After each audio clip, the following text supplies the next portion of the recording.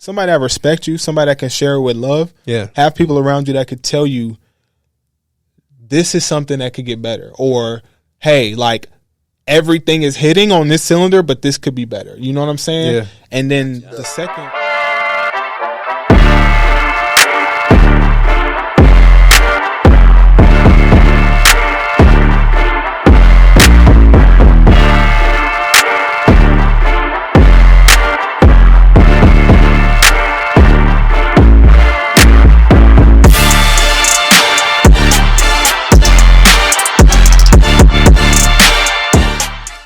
What's going on, everybody? Welcome back to another episode of Keeping Up with the Dreamers, where we sit down and we talk with dreamers around the world about how they keep their dreams alive and how they keep their passion going.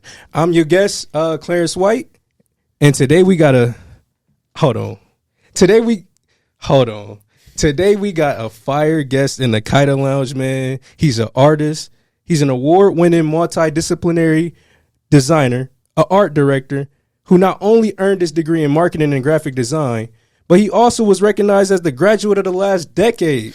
Come on now. Please help me welcome Davonta Beckham to the K.Y.D.A Lounge, man. How you doing today? Hey, Clarence, first off, I wasn't expecting that welcome, bro. So let me just start and just say, geesh, I didn't expect that, but I appreciate you first and foremost, man. I'm doing good, but just to lay the groundwork, just want to say I appreciate you for having me on the show. It's an honor and a pleasure for real. But yeah, I'm good, man. How you doing? I'm all right, man. It's been a cool day. I like getting these interviews. I like talking to different people that's, again, keeping their dreams alive, because one, for me coming up, it was sports. That's all you knew, but you ain't know that you could be an artist. You ain't know you could be an engineer. You ain't know you got all these different talents and all these different just male role models, or just role models. You ain't even got to put a gender on it. Role models, period. That's just doing a whole bunch more than what you see on a day to day. So that's kind of what this channel is about, right? So I brought you on. I love the work that you're doing, and again, I want you to kind of just talk to us, man. Tell us about yourself, man, and let's see if we can inspire the youth real quick. Yeah, I mean, where to start? First and foremost, start in the beginning, man. Creative, man. Was born in Ohio, Dayton, Ohio. Okay. To be exact. Mother and father, two brothers. I'm really just clung to art all the time. You know what I'm saying? Obviously, that kind of superseded me in a way. That's not the only reason that I'm sitting in this chair. Obviously, brother to brother, we got to meet each other and stuff like that. That's the kind of the driver there. But from the start, realistically, man, like, I didn't think that art would be something that I took further. We gonna get into the story. But yeah, man, artist, designer, creative all around, into several things, from sports, super sports head. I ran track in college. That actually brought me to Indiana. We'll probably get into that too a little bit. But in the film, foodie, love food, love to cook, husband, brother, like I said. What else, man? Love clothes, fashion head. Okay. And then at the end of the day, man, you a Jordan guy? Huh? Are you a Jordan guy? Man, I got a story for you, Clarence. Look, I didn't become a Jordan guy till I was like 20. I keep it. I'm gonna keep it real. So what I mean is this. Yeah, of course I wanted the shoes as a kid. Yeah. I would get a couple of Team Jordans here and there. I was appreciative of it, you know what I'm saying? But like, once I got older and I could actually buy my own pairs and actually understand the story. I read a book in college. I read Tinker Hatfield's book. Okay. And I read Michael Jordan's book. So I got to understand the design, the sneaker design behind every pair, et cetera, et cetera. I started to understand the origin behind the sneakers. Then I'm making decisions that I'm making purchase decisions not from just a perspective of like, I want the shoe. Right. And it became like a thing for me. Like, what sneaker looks best on me? Right. What silhouette go with the type of pant I like to wear? Like, all of those things. So that's why I say, like, I didn't become a Jordan guy till I was a young adult. It's funny you say that because, one, sneakerheads know other sneakerheads. And I only say that because I'm not a sneakerhead. I thought I was a sneakerhead.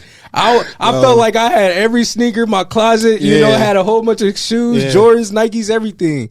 And then I got to college and I met a sneakerhead. Yeah. When I tell you the man closet was packed with Jordans, bro. And it wasn't nothing else. Yeah. I mean, it was Jordans. I mean, 1, 2, all the way up to 23. And I mean, these retros, these ain't, you know what I mean? These ain't nothing you just gonna go buy, you know, in the store. You got to order, you got to wait in line, you got to do raffles. And I was like, you got to do all that just to get a pair. Just to get a pair of shoes. I'm not a real sneakerhead. That ain't me. People passionate about it. Hey, no, seriously. So when you hear the passion and you hear that you're doing the history, the research, and everything behind the shoe, that's how I can know, bro. Like you was passionate about it. You really got into it. No doubt. You know. Well, let's start from the beginning, man. What kind of sparked your interest in design, man? Where your passion come from? Clarence, for real, man. Similar to the pod and the community that you built, it was a dream, for one. That's number one. I really started off drawing, bro. This is the funny thing. Of course, I had drawings before this and thoughts about design, because I feel like creativity in its own, all of it is comes from a sense of design. It could be placed in that category. Yeah. But I remember my first thing that I drew that I actually vividly realized that I was drawing something. I remember what that looks like. I could see it in my head right now. Man, I was in like kindergarten. It was a red crayon, bro, and I drew like a Dragon Ball Z character. But it was like, I remember exactly how it looks. So that's the like place, right? As a kid, I was always drawing. It kind of got real serious in high school, in middle school, man. I moved to like a suburban Dayton, and bro, one of my friends him and his brother was artists too. So for me, like, I'm at their crib with it, drawing like every day. Right. I started realizing like I'm kind of good at this, you know, getting into competitions and stuff like that. Get into high school, I start sports, so drawing kind of went to the side. I go through high school, still drawing here and there, man. Like drawing tattoos for my friends, the homies, bro. Painting on sneakers, trying to sell stuff here and there. Drawing on clothes, like the whole hustle. You know what I'm saying? And pivot to college is when stuff got crazy. Cause talk to me. I got a scholarship to run track at Indiana Tech in the city, man. Shout out to Tech. Okay. Hold on, because we had another guest on here. Her name Andrea Ford. She was a track star. I don't know if you know. I know her for sure. For sure, man. Like the bro. That's where I met my wife too. The community at Tech. It was rich, man. It was rich. We had a real special thing there, man. All the homies, all my friends, coaches. It was a special place. But that ties into my story real intricately, because I got hurt my senior year of high school. I broke my 5th metatarsal running, and put me on the sidelines in high school. I get to college, the same thing happened. I started taking my art very seriously because I couldn't race. So I had all this free time on my hands. I was a graphic designer. I got my minors in graphic design when I was in school. Okay. So it kind of became this thing of like, there's the artist side of me, and then there's the technical design side of me where I'm solving problems. Right. So I'm living in this world of creativity with my characters, and we'll get into this too. But then there's a side where like there's real problem solving here in the world with design. Right. So for me, it was like really trying to find that balance. Right. And that's kind of where I am today.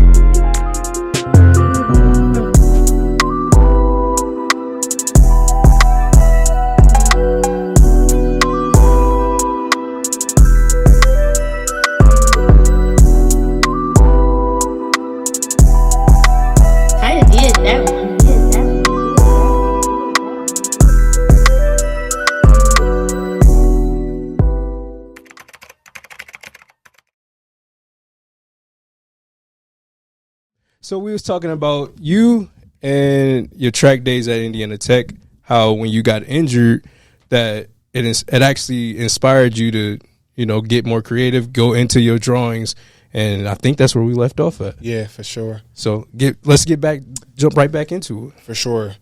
You know, like you said, I had a lot of time on my hands. I really wasn't sure what I was going to do with that time. But I just kind of had to look at what I was really interested in, what my degree was in. You know, I'm obviously going to class every day. I'm even going to practice at the time. Like, I'm just going in there with my boot on or with my cast on. I'm even going to work out. I'm like trying to do my best to stay in shape, keep right. one leg decent, keep the upper body, all those things right. But at the crib after, or at the dorm, like after practice or after dinner, after homework, whatever, I would just be working on the art. And at the time, like, I'll say this too, like Instagram was budding and popping, but like I would be on the gram like looking at different artists like Paper Frank, Hebrew Brantley, McFly. Go look them up if y'all don't know who it is. For sure. And the thing about it was like, and it was an artist called Lano Brown at the time too. He was really, really special guy. I was literally seeing what art could do. Like I was like, yo, I knew I was an artist, but I didn't really understand like the language behind it that people could develop on their own, bro. And by referencing, you know, different artists, you know, directors, fashion designers, chefs, you could reference anything. Right. Once I seen that, I was like, oh, I want to create my own language. So let me ask you, because going back to your first drawing, you said it was a Dragon Ball Z character. Looking back on that now, was that your best drawing or was that your worst? And I asked that because I gotta answer on my own. That's a great question. That's a great question, Clarence. Bro, this is a crazy question. I'm really stuck. Yo, I would say my best at the time. That's a great answer. And the reason I asked that, right, is because obviously you know you're gonna get better, but you had to start somewhere, right? Yeah. And for me, shoot, I remember it like it was yesterday, my first photo shoot. Man, it's actually my girl right now, you know. Shout out to you. But she even tell you, like, she had me do her graduation pictures. And, you know, all confident, I'm like playing with the colors, I'm doing this, I'm doing that. I'm like, hey, I can see you clear, I can do this. Man, I look back on them pictures today and I'm like, man, I wish I knew what I knew now, because I would have had them way better. And even she see the work now and she like, yeah, you got way better. But I think that's my best work because that's what even started it.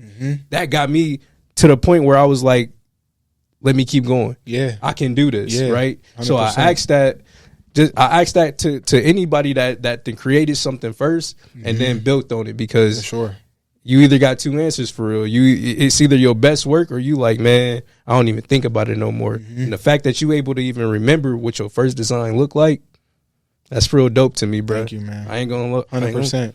Hey, so let's pivot to gold. What is that, man? What was that? Explain what you mean a little bit more. So that achievement, that award. Oh, the award. Yeah. Like, got you. Where did that come from? Clarence, man, the Graduate of the Last Decade Award. I'm telling you, man. It's an honor. It's an honor. I don't say this with, I deserved it.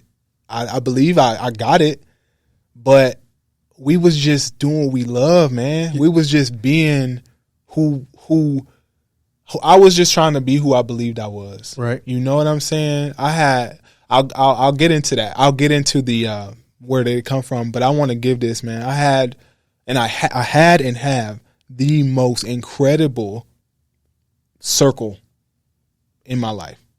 My wife, shout out to P. I had mentors at the time. I had a business cohort that I was working with at the time at school. I had coaches. I had teammates. I had my family. It wasn't alone, right? Yeah. But for me, so I started a business in college. Okay. It was all art related. I was running track. We won national championships. I was a team captain. And I had an internship at MedPro Group at the time, which is with like the number one malpractice insurance company in the country. So okay. I just had my hand in these pots. Yep. Like, bro, and Clarence, I'm not consciously looking at this like I'm building something that's gonna mean something. Right. I was pivoting from, okay, I gotta have a job. I know I love marketing. I know I love design. I had a mentor at the time send me the internship. Got the internship. Then, obviously I'm running track. Yeah, like that's a given, bro. I still run to this day. But I broke my foot a whole bunch in college. Got healthy.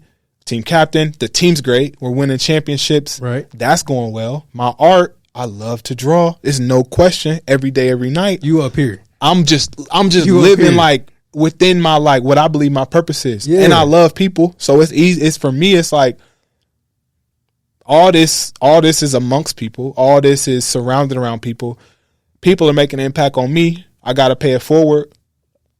I guess what I was doing was meaningful. I just didn't look at it in the moment as like I'm creating something that's going to amount of course I wanted to amount to something, success. I wanted to amount to like a certain level of impact for kids, for people who cling to my work, my friends in college. You ain't thinking about that. Yeah, like I'm like, it means something to me. If it means something to somebody else, that's a plus. Right. But in the sense that I got that award, it was just a culmination of all of those things. It was a culmination of the university paying attention to what I was doing at the time and deeming it worthy of the graduate of the last decade.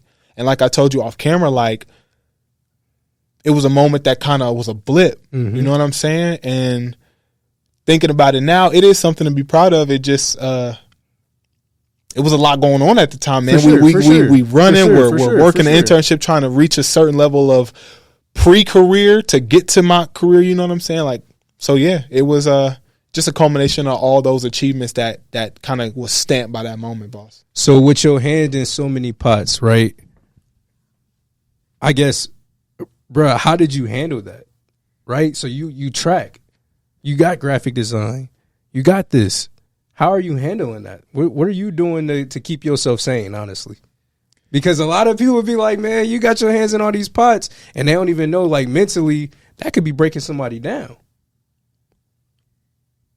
I loved it. That's the like short and sweet. I loved it. I love it. Do you still have your hand in so many pots?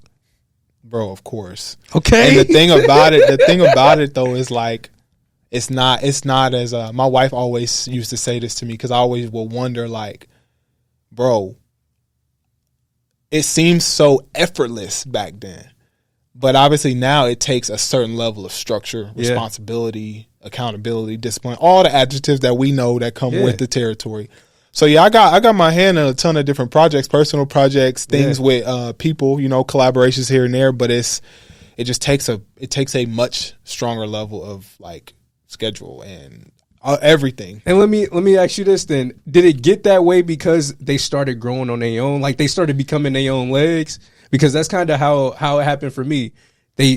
Everything used to tie together, so it was easy to be like, man, I can just jump from here to here, and I can just jump from here to here. But then it was like, well, this project kind of got big, so it'd take a little more time. And then this project, well, I can't get it done as quick because this project got big and this project got big. Is that kind of what happened for you? I think for me, Clarence, it was a lot of it is like having to divide my energy, having to divide my attention is something that is a constant work in progress. Because for me, most of the time, and the people around me could tell you this, like, most of the time I want to focus my energy and my attention on one thing, but that one thing is not the sole part of it. So like I'll use my art, for example. I want to focus my attention on the illustration. Okay. Versus how I'm actually going to promote the illustration, or how this lands within the book, or what's the long-term strategy behind this. Like, so for me, I have to constantly split and say my attention is here for now. And I know tomorrow my attention is going over here. Most of the time I'm super lasered in on like this drawing is the only thing that matters to me. And for me, it's more of like, I have to shift my attention in these different pockets. Okay. To keep everything afloat, keep everything going well. I'm a constant work in progress. You know what I'm saying? I've been really pointing out and pivoting to areas that I want to grow in terms of like building these things, right? Because they are very segmented: fashion, art, community, but they all require the same muscle, creativity and design and stuff like that. How do you do it though? So when I say how you do that, right? How do you identify the stuff, the things that you feel like you do need to work on, and then, you know, start saying, okay, this is important to me. I know this ain't my strong suit. Let me get into it. Let me start building on that muscle, right? Because a lot of people, and I'm saying this for the people that's watching, the people that want to get into what you do. they don't know the bads behind it. And I'm not even gonna say the bads, but the challenges. But the challenges, yeah, right? The challenges. When do you have those creative funks, right? Because I don't know if you do or don't, but if you do, how do you get out of it, right? So the first part of the question, how do you know? Two things: have great people around you that could tell you the truth. Number one. what they say, tell you that, like, they can see your gaps, and it's not from a place of don't have like not somebody who's gonna be nasty about it, right? Somebody that respect you, somebody that can share it with love. Have people around you that could tell you this is something that could get better, or hey, like everything is hitting on this cylinder, but this could be better. You know what I'm saying? And then the second, study the greats. Study the greats. Study who you actually look up to and who you inspired by. Study them. Find articles. Find videos. Study their business models. Study. I'm gonna say it one more time. Study. That makes sense. Because what you could do that people don't really, a lot of us just, we may think of it, well, I should say me. I'm gonna speak for myself. You may doubt it. Like, does this really work? Or like, is this really a way? If you study them, you'll start to see like, this is how they go about their business. Even if it's not art, you could study the tech industry. You could study sports. I mean, anything that you in, you could study. And you could take those same principles and apply them to your craft. Right. So that's the first part. The second part, the funk. Bro, I have a new character named Shia. Okay. I met that character as I got out of my funk. So for me, I get into funks. The funks are more, my funks are less creative output in terms of like drawing. I can draw, I can design, I can think all the time. My funks come with like the attachment to my work. Okay. So I may feel detached at certain points, or I may feel like I'm not as a person where I want to be, whether that may be mentally, spiritually, physically, and then that bleeds into my work. So those are what my funks look like. They don't all they look like creative blocks at times, but they're more related to the attachment to my work. Right. You know what I'm saying? How important do I feel like this character is at the moment? You know, do I feel like it is? Am I attached to this? Am I driven by the narrative that I'm trying to create? Am I hand in hand with this guy or with this story? If I am, we going. If I'm not, at times, I have to find my way back. Okay. So I don't think we did get into this, right? Yeah. Tell the people your work. Yeah, man. Tell the people out there what you do. Yeah, 100%. So I'm a designer. I'm a graphic designer, art director, writer, author, illustrator, designer. Like I jumble in all these creative fields. Right. As a marketing professional, primarily focused on design and multimedia design. Okay.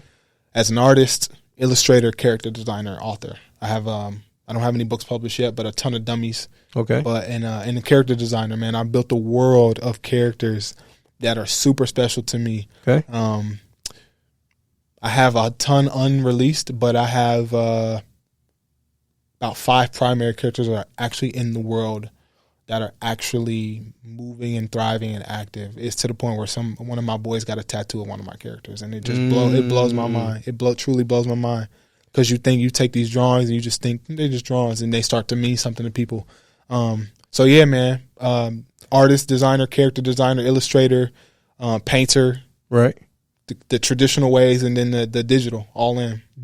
And I don't even know if these are so big, because a couple years ago they were NFTs. Mm-hmm. Did you ever get into NFTs? My guy, I just researched. I never actually released. I may have put one sample piece on the blockchain, but I just studied. Okay. And I loved what it was doing, because for me, it just shined light on the art. That's what I was about to say. Like, I loved there was some wicked art out there for people was able to get into the craft. People who didn't even believe in themselves said, "Dang, man, I'm about to jump into this and try to see if I could dabble in it a little bit, see if I could make a little bread, see if I could build a community around this." But I never released my own. I just was studying. Okay. And I had no preconceived notions on it. It wasn't what I was into at the moment. I was just watching and just was scoping the community, supporting my friends who was doing it, loving certain people who release certain things. I was just on there on the net just studying for real. I love to hear that, man. I love to hear that. When you get into the illustration and you start talking about your illustrative work, man, where do you find the inspiration? And then I do want to ask, do you got a favorite character? Do you got a character where you like, this mine? I'm never like this the only one I want. Can't nobody ever have it, and I'm gonna create a story about him every single time. That's a great question, Clarence. I'm telling you. The inspiration. Because I just because just to put that character to paper and then create a whole story about him or about her, about whatever, is just like that's a technique right there, man. Thank you. The inspiration comes from the world around me, for one, the world inside of me, like the brain, the visual language that the environment communicates to me. Okay. And I say that, and what I mean by that is like, when I hear certain things, I see pictures. When I taste something or I like see a design or something, I can translate that into a story. And it's really cool. It's interesting. I'd be like, wow, I don't really fully comprehend this, but it's fun. It's fun. I love it. So that inspiration comes from like me being able to translate emotion, logic, story, all those things into pictures. And then realistically, like, it's just been a craft that I have fine-tuned. Like, it wasn't always like this, but I fine-tuned it. And then on the character note, boss, I have a hard time answering this question, man. Like, people often ask, like, do you have a favorite character? I'm gonna have to talk on this one, because one of my characters is named Knox the Box. He's a little box. He has been one of my favorite characters for a long time. Okay.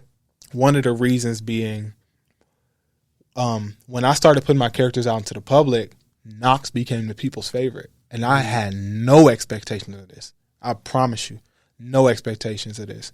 People started clinging to this character. You know, I have a light bulb. I got a cloud. The idea is the light bulb's name. The cloud is Dream. And then Knox is the little box. Mm-hmm. He was like representative of people trying to box you in, right? But he started to become this like symbol of empathy. You know what I'm saying? Yeah. And like his story is rich. So I really cling to him. But then, bro, in 2025, I have a new character named Shia. Okay. And Shia, this has become my guy over probably a 7-month span now. I probably worked on the character design for him for 4 months straight. And he's become, in my opinion, a very special character in my universe. Where does the names come from? Like, how do you name? I feel like that'd be. I got a little. I got a little son on the way. Come on, man! And congratulations, by the way. What? I've been sitting here going through names, listing names. So, bro, where the names come from? I'm doing it. I did exactly what you did. I take my time. I thoroughly think about the character. I thoroughly try to understand, what is this character trying to tell me? Okay. Like, and what am I trying to, like, how am I trying to influence the character? How is the character trying to influence me? How do I want the character to influence the world? Right. Those are 3 questions that are ringing in my head. Yeah. So I'll tell you, and it's going to go out. So shout out to the people, man. Whoever listens to this, you guys will get the backstory of how the name Shia came about. Okay. Shout out chat. Shout out to the chat, man. So I like to read. Yeah. There's this book called The Artist's Way. It's like a spiritual, practical book on like how to just use your creativity in a way that's like bigger than yourself. Right. There's a word in the book. The word is K.Y.D.A, and it's a Sanskrit word, and it means like effort, deed.